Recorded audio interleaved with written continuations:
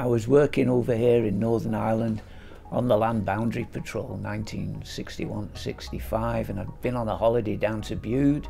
My sport was always swimming and water polo, and I happened to see surfing down there, and I thought, I'm going to have a go at this. This is good stuff. Easter 1964, coldest time of the year.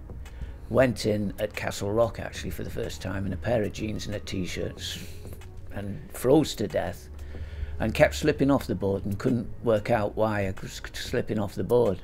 Eventually I got a magazine from America and found out you had to put wax on the board for traction. So I got a candle and lit a candle and dripped candle wax over the top of the board and rubbed it in there because you couldn't get anything there. But it was still freezing, so I had an auntie in Belfast and you needed to make a wetsuit. Big sheet of neoprene. Went to see my auntie, she was a bit of a seamstress. Lay on the neoprene like that, she chalked round me, cut it out, stuck it together, but I never did get the crotch right, so it was always bloody cold in the crotch. All the way down the west coast eventually before I left in early 1965, and never saw another person surfing the whole time I was down there. So I have a vague claim to be the first person to surf a modern surfboard in Ireland, certainly in Northern Ireland anyway. We got involved with the Irish Surfing Association, and I used to import boards and wetsuits and whatnot for the Irish Surfing Association and smuggle them over the border. I used to buy stuff in for the local kids.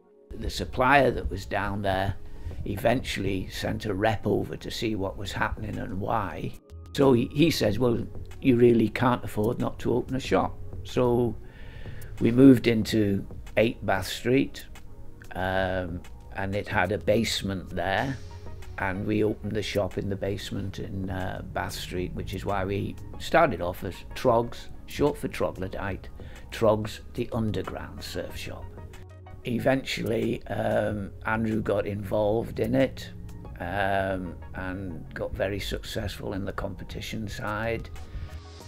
Dad's input and being able to get boards and wetsuits, that I just started surfing a lot. It just consumed me. I was in the water 8 hours a day. And then I had a couple of guys come up from Belfast, Tom and Richard and Mike, and they just said, oh, you're quite good, you should compete. So I just thought, right, okay, I'll give this a go. And my first contest went down to Bundoran and entered it and got as far, I think, as the semi-finals.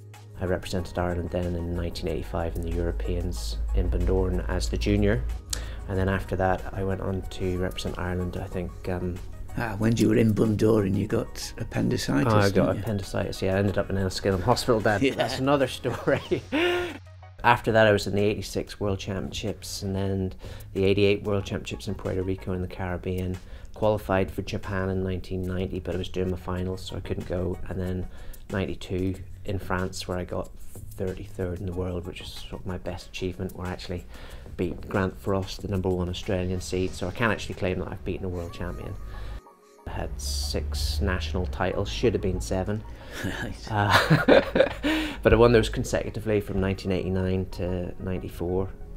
Next thing is we'll have to have a competition for granddads, sons and grandsons.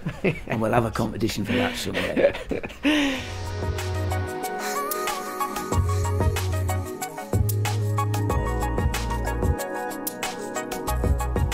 Our small shop over there, and then we moved over to this store in 1998, and at a point we had 3 stores, one here, one in Ballymena and one in Port Stewart, and we sell online as well. So in that time, we've our humble beginnings in the small shop in our garage just over at East Strand there to now where we're actually in 4 levels of retail here and a web presence, and all thanks to Dad seeing some Australian lifeguards surfing in Cornwall in the 1960s. Yeah.